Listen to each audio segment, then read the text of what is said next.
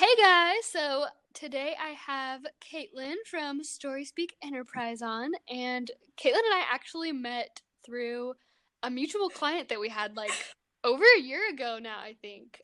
Yeah. Yeah, and our relationship has really evolved. It's funny because we have been online friends the whole time, so we haven't met in person yet, but yeah, it definitely feels like it. So yeah, let's just jump in. So tell everybody about I guess you can start wherever you want to. Do you want to talk about your personal development journey first, kind of like where that started, Mm. or just dive into the bullshit that you've ditched in your life? Ooh. Well, let's dive into the bullshit head first. All right. Yeah, I like it.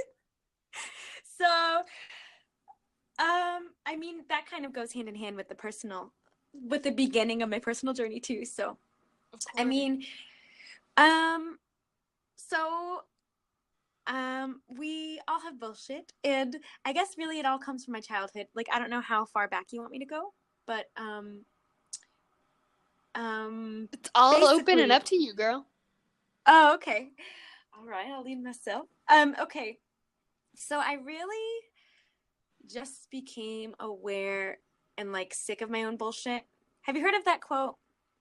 Um, Someone will change, like you kind of have to get sick of your own bullshit first or something Yep. like that. Yep. So I feel like I had my first moment of that quite recently.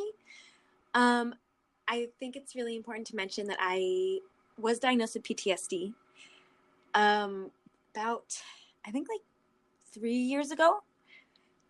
And Mm. so up until that point, I'd kind of always been a victim of my mind. Mm-hmm. I was really paranoid and anxious and still very ambitious, but really especially in relationships and with everything, like friendships, my relationship with myself, especially just nothing was ever enough. I was as optimistic as I always have been. I also had a very dark side that would be very negative because I didn't trust people. Mm. And so What do you think brought all that on? The, mm, yeah. I can dig a little deeper, sure. So actually, for me personally, I know it came from the way I grew up because my dad was narcissistic and we grew up, my sisters and I grew up in an environment where we couldn't express ourselves. And my mother was not really the most confident woman at the time. I was never taught how to trust someone. We grew up in a very toxic environment, and I remember thinking at a young age that it's safe to live in my head. It's safe to rely on myself. And I remember I must have made a vow to myself when I was very young that I will not rely on Wow. anyone. So really that's what it came down to. And it's funny, I didn't even realize I didn't trust anyone until last year. Um, Wow. What do you think awakened that within you? What do you think brought that on? That ooh, awareness? ooh. Well, what brought that on was actually my last exit out of my relationship. Um, so for all the listeners, Mariah knows me very well. She's very close to me, and she was there for me during. I got you, girl. Um, she's a great friend.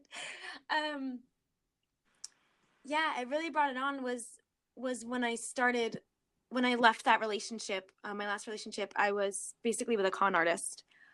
He used me, and I know it wasn't my fault he did that, but at the same time, I know I my mindset and who I was attracted that, and so I took on full responsibility in that way, making sure that I change myself so I can be better for myself and attract what I deserve. So when I got out of that relationship, I actually, this is on a blog post I have too.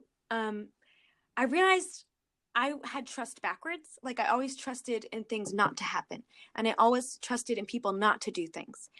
But that meant I couldn't trust them for who they were, and I couldn't. Hmm. So That's no wonder interesting. why. Yeah. So for people, I mean, for men especially, I would always. So if a guy did things that was right or good, and he didn't do other things, I was like, okay. It was more of like liking them for their behavior, I guess, and for what felt familiar instead of getting to know them for who they are, if that makes sense. Yeah. No, that does make sense. Wow, that's so Yeah. interesting. Yeah, it was like a really deep insight. I was like, oh, I trust people for what they're not, then I don't trust. Yeah, like expecting the worst, but hoping for the best, kind of like I hope that the Exactly. good thing can happen. I hope he keeps being nice to me. I hope he keeps acting this way, but I'm not going to expect it. I don't want to keep my expectations too high so that I can keep my That's heart safe. exactly it. That's exactly it. Yeah, I didn't think I could even expect nice things because I never experienced that in my life. I never experienced a man like being, you know, I because I had not respected myself either. So it's really interesting. Yeah, full circle. That Childhood is, daddy yeah. issues. I love that. So I guess like what point in the relationship made you realize like, okay, I can't allow myself to stay here anymore? Like what made you realize, like I guess, yeah, was there like a trigger of something that happened that made you realize Yeah, that this you is. know, see trust backwards, or like how did you come to Mm, this point? Because I know there are so many women who get stuck in toxic relationships and I mean, they feel, and it's totally valid that they feel like it's safer and easier to just stay in that relationship rather than to leave and, you know, venture out on your own. And yeah, it just sounds way yeah, scarier to do that. So what made you do that? yeah, that's a good question, Mariah. Also, it's really interesting that you're asking me these questions because I am writing a book. Yeah, Um, I'm so excited about for my that. personal story. Thank you. So yeah, so I'll go into more deeper in the book, but Quick so plug. quick plug, Coming yeah. soon, guys. Thanks. TBA. Well, so, and I just want to note that this is not my, unfortunately, so I've been like in 3 really serious relationships, and all of them have been abusive on some level. The first one was physically abusive. Second one was like totally emotionally awful, and he cheated on me and stuff. Third one was like complete financial abuse, control, the worst of the worst. And it's interesting because, yeah, you bring that up. Like, I wanted to stay in those relationships. It's so weird. It's like, it's not good, but until we come to the point where, oh, I deserve better. Oh, I can get better. Oh, okay. Yeah. So for me, this recognition didn't happen until my last relationship. When actually, I mean, it's kind of like a series of things. I started going to a therapist and getting really in tune with myself. Me thinking it was my fault in relationship for everything. I wanted to be like a better person and blah, blah, blah, blah. And one day, something happened that triggered it, like you said, where I realized everything I had been believing about myself was a lie. And Wow. everything I'd been believing about the relationship was a lie. And at that moment, actually was when I found, okay, to be super transparent, is when I found a text in his phone talking about, can I swear on this? Yes, let's just everything I already goes said here. bullshit. Yeah. About literally like fucking other women. And then he was trying to turn around on me and everything. And I just felt like literally my world was shaken, like around me. I felt like my core was shaking, and I felt like I couldn't stand, and I had to hold walls. And it was because I realized, so for so many years, I'd been gaslighted and told. I was taught. I really, talking about not trusting people, what I failed to mention earlier was that the number one person I didn't trust was myself, and that's why I couldn't trust anyone else. That totally So makes sense. yes, so at that moment, I realized I could have trusted myself. I could trust my mind. I was right. I knew he was lying. I wasn't crazy. And that's what he would do to me. He would tell me I was crazy. He would tell me I was psycho. He would tell me, anything to put me in my place and make me think that I can't trust my mind. Wow. Okay, so So, was that more of mhm. like intuition and instinct that you thought he was lying to you, or like what made mm, you believe before that he was and lying to you? before it was my mind, because I had PTSD. So it was like, I was like, oh, maybe he's playing, my mind's playing tricks on me. But it was like, yes, the intuition. But because my intuition was there, but I wasn't listening to it, I was listening to, oh, Caitlin, he said this, trust him, trust him, trust him. Mm-hmm. But I didn't know what trust was. And he didn't want Mm-hmm. me to trust him. What he said, what he wanted was trust, but what he wanted was to let me be manipulated by him. So I don't think Yes. he even did that on purpose. Like, I think honestly he just has a problem. But Yeah. Yeah, yeah, and being so aware of that is massive. So, can we dig a yeah, little bit into the like PTSD side of it and like how that absolutely. affected your relationships and like your relationships with relationships with men and with family and with other women? Ooh, with other women, yeah, absolutely. So I don't even know.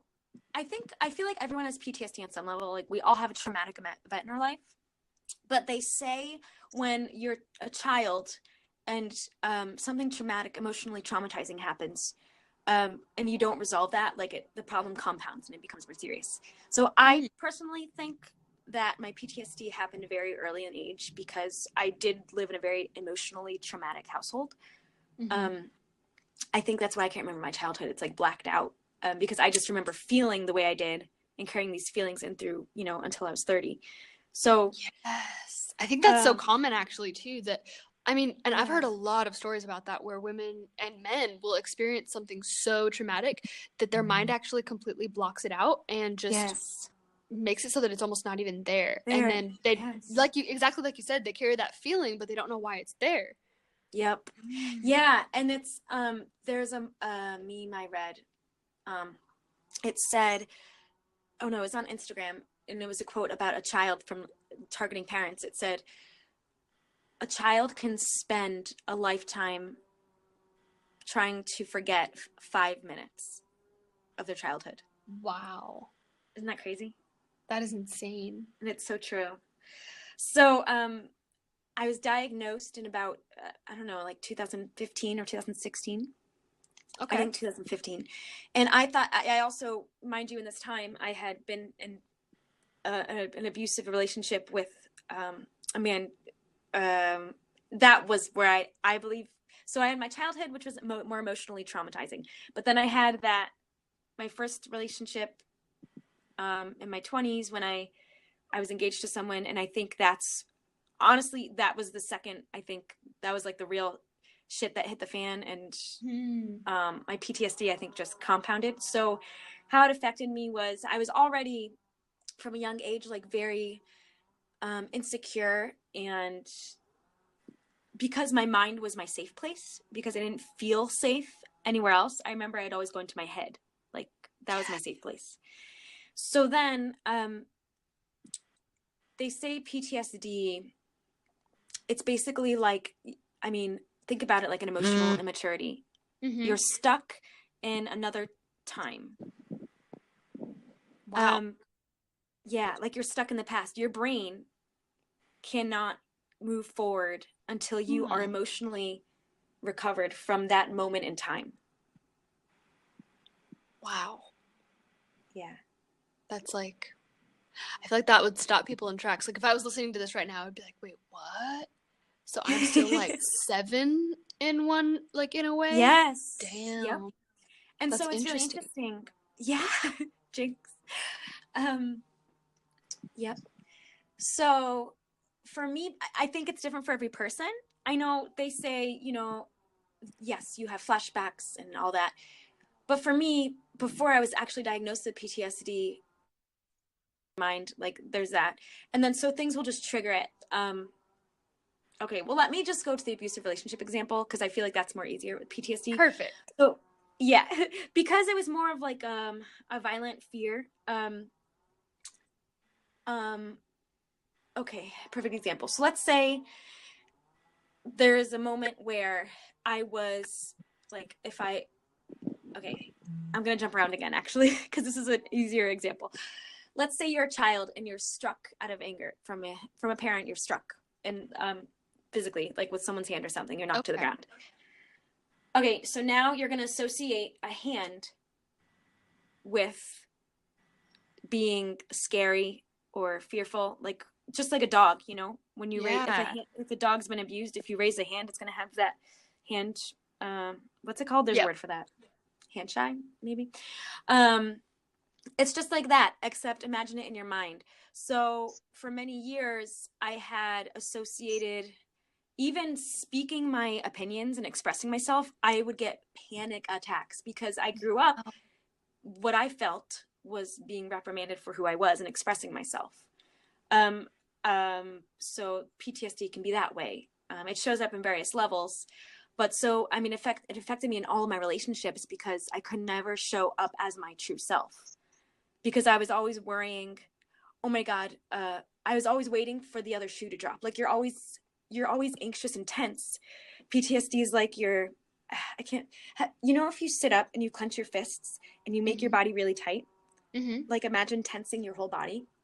It's like that because you're always on edge and it's a subconscious thing and you don't know why you're anxious or anything, but it's because your body is telling you that something's going to go wrong. Like you have to prepare yourself for the next violent fit or the next um, hurt. Like, And so you have to, yeah. you're always in fight or flight. Yeah, like Um, danger's always right around the corner. exactly. So you're always waiting for it to happen. And so PTSD is when whatever, and it, especially for someone like me, where you had maybe various episodes and didn't realize you had PTSD. um, Yeah. so all these things would trigger you and you wouldn't know why. So when I was in my relationships with men, especially, um, um, I remember one of my boyfriends, he got really angry and I sat in the corner like crying and cowering and I was so scared because he was swearing. He was like putting a bed together and I was like trembling because my last boyfriend would get angry and, take it out of me. Mm-hmm. So there's that. Does that make sense? And with women, I Yeah. think it's more of like a jealousy, I used to be a very jealous person and very always thinking everyone was out to get me. I think Yeah. that's actually so normal too. Like I remember hearing recently a story of Gabby Bernstein where she actually got it's in her book Judgment Detox, where she talks about being jealous of this woman who actually attended like a seminar or like a workshop series that she did. So it was a fairly small group, I think around like 40 or 50 people. And yeah, she just was very jealous of this one woman and she ended up voicing it like unconsciously at one point, and it just completely changed the relationship. And so yeah, of course afterwards she ended up going up to her and apologizing and Yeah. figuring out why it happened and how to fix it and how to change it. And yeah, but it's interesting how that can happen because I've definitely experienced that too, and I catch myself all the time like judging people for different reasons and then trying to having to remind myself like, okay, this is a reflection of something in myself. Like, what's going on? Why is this making me jealous? Why is this triggering me right now? Yeah. And I want to tell you, actually, one story came to mind that this is like a perfect example because this is when I felt like Yes. so crazy. Because I wasn't perfect. I'm not saying perfect. We all have insecurities, but mine were like totally heightened at my Oh. worst to my worst. One of my last relationship, I remember there was purple flowers, and this is how PTSD works. You're thinking like to the next thing, like what could be. You have to try to figure out in your head what's going on because you don't trust the real world. You only trust your mind because that's what you remember, and you're associating every real world event in out of context. So it's not knowing which reality is real. Wow. Sounds like It's the really, Matrix. yeah, it's crazy. And so there was a point where, now granted, it's heightened though also because some people who are deceitful, if you're not listening to your intuition and you have to listen to your gut, and then your mind is you're trying to talk yourself out of trusting yourself, that can also like heighten insecurities and stuff. So plenty of experience on that, being with the wrong people and trusting when I shouldn't be trusting. My body was like, no, no, no. Abort mission. Yeah, Go abort away. mission. Yeah. But Good. there was a time That's when good. there's purple flowers picked, and I was certain that this guy was like taking the flowers and taking a picture with of them and sending it to a girl, and like I could not get over these purple flowers, and it was like really weird because my mind was stuck on it. And that's what PTSD is like. It's like, for me personally anyway, it was just like I could not get over it. I could not. I had to figure out what was really going behind the scenes because I couldn't trust that things were just as they appeared. That is mind blowing. That's so cool that you are able to have this like hindsight now and be able to share this story of like, this is what it's like. I've experienced it. Like, I know exactly what it's like. I knew. Yeah, it's just so interesting to me. Yeah, because your mind is going so fast too. It's like a whirlwind, and then I started going to therapy and realizing like, oh, I'm not a victim of my thoughts. Boot that shit out of there. So I worked really hard, and I'm definitely don't have PTSD. I don't have any flashbacks or anything. And time does not heal that. It's a lot of work, a lot of mental work. And I'm really proud of myself for that. So that's another really important thing to share. Good for you. Yeah. I feel Thank like you. that's a huge step to take, and also something really big to acknowledge, because whether it is with PTSD or anything, I feel like it's just such a big saying that, time heals everything, and Yeah. a lot of effort and work and conscious energy goes into that Conscious healing. energy. It's not just It's not pretty ignoring it and work, pretend man. it's not there. Yeah. You can't just suppress it forever and hope Nope. that it'll change. Like, it's still going to be there as Yeah, long you as you gotta keep face ignoring it. it. Yep. Yes, that is so good. So it sounds like one of the first things that majorly helped you turn it around was therapy. Mm-hmm. What tools, if any, like what did you use at first? Like, what was the very first thing that helped you the most? I'm a very spiritual person, but God has so I believe in God, Jesus, and all that. But the Bible honestly has really helped me, because just like affirmations, Mm-hmm. it's like a spiritual tool. Like, there are verses in there that have so I'll focus on something. So let's say, so it's a tool is number one, like awareness of the thoughts. And that, like, the 5-second rule, you have 5 seconds to choose. Yes. That really helped. Mel Robbins, in case anyone Robbins. doesn't know. Yeah, it's one of the like number one most watched. I think it's like number one or top 5 most watched TED Talks of all time. Go watch it if you haven't. Yeah, it's up there. Yeah, so that will really help me take control of my mind. But then also, it's not just, okay, once you are aware of the thought, how do I replace it with the next thing, the truth? So it's one, acknowledging the truth. Acknowledging the thought, which is usually the lie, and then replacing it with the truth. So that's where the Bible helped me, because there are deep spiritual truths in there. And the more I read it, like, the more I'm like, oh, that's what it meant. And like, it's funny because another talk for another day, but the church teaches one thing, and now I'm like, oh shit, it really meant this. What? Surprise! Yeah. Interesting. Okay, so in what way did I'm trying to debate which way I want to go here now. I'm like, okay, so do I want to ask? Okay, so let's do this first. Yeah. So, with getting more conscious about your thoughts, what did that process look like for you? Perfect. I'm so glad you asked, because it's my favorite process. Yes, I'm so glad. I made a list. I'll never forget this. I sat down at a desk and I was like, I'm going to take care of this right now. Like, I love a piece of paper, and listen here, thoughts.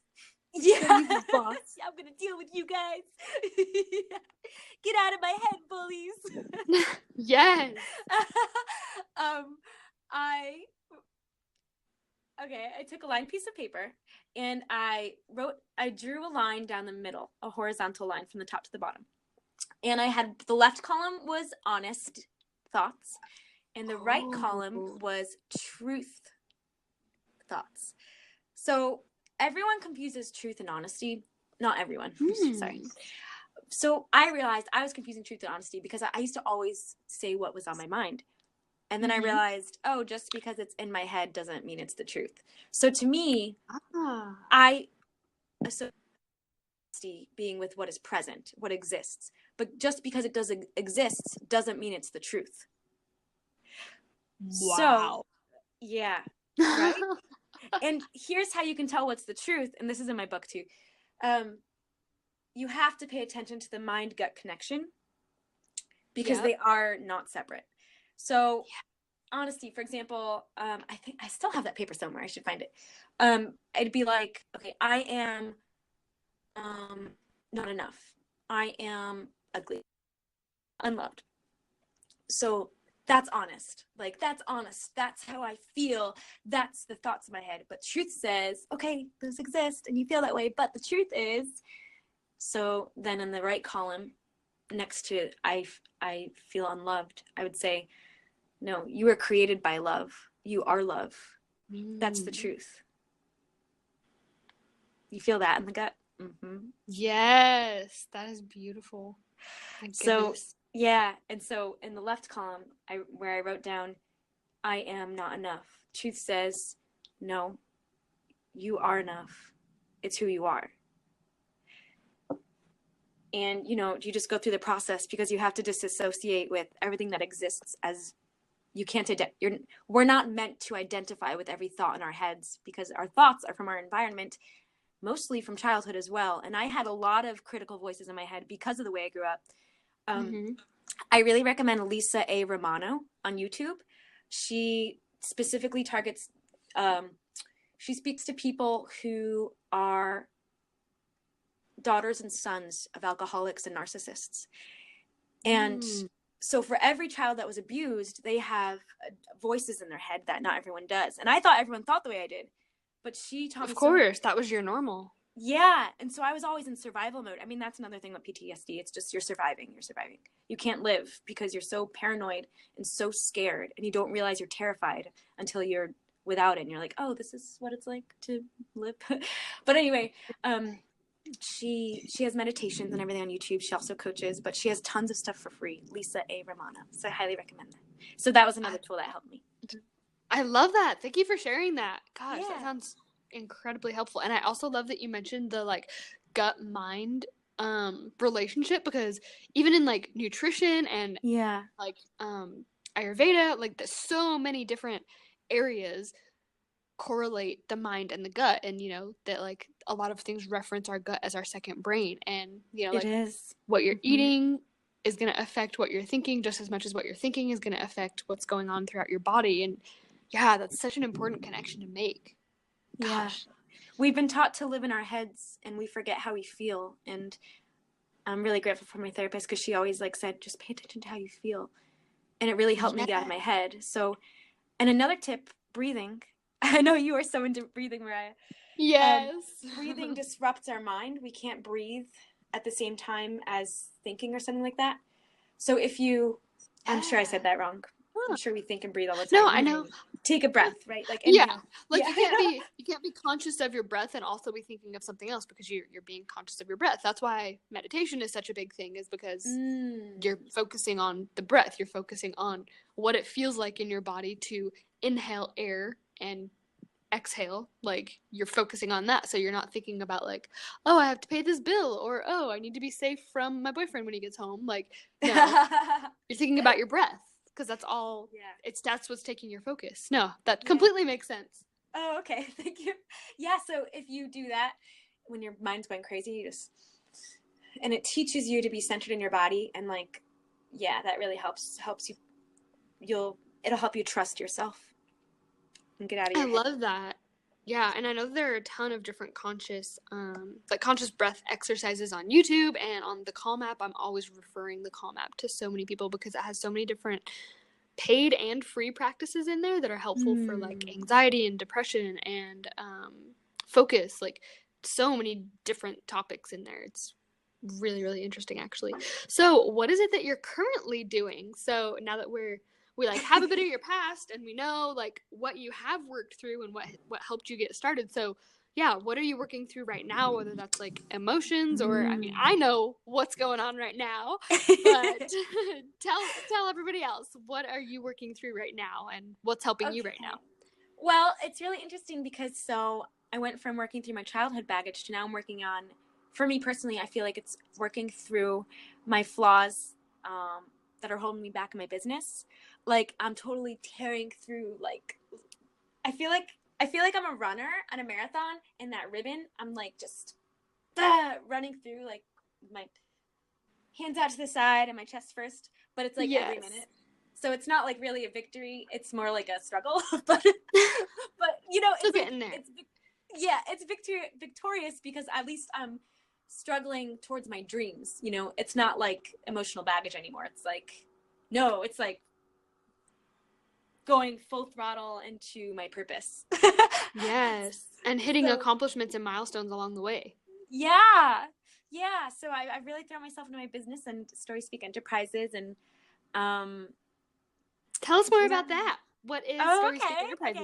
Okay. Yeah. So Story Speak Enterprises has grown a lot.